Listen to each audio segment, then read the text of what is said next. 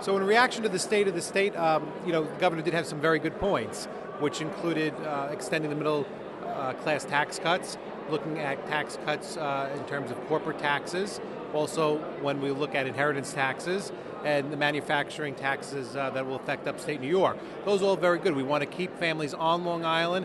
We want to make sure that jobs continue to be produced and that tax revenue comes from those jobs.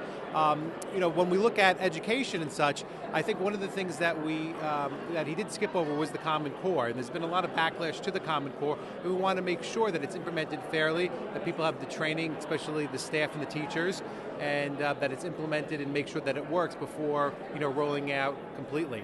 The other thing that the governor didn't mention was anything about mandate relief.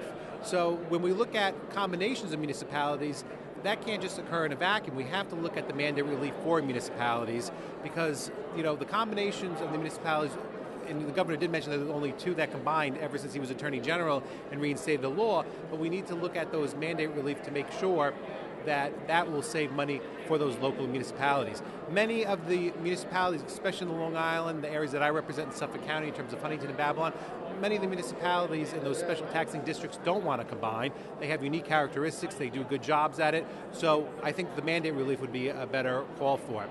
The other thing is that he has some great ideas that affect us statewide, but also there needs to be a little bit more emphasis on Long Island, and I want to make sure that we secure proper funding for our colleges and our universities because we have great colleges and universities on Long Island that are economic engines, and we want to make sure that they get the support, they continue to recruit the great students, and that they create jobs and make sure that Long Islanders and New Yorkers stay in the area.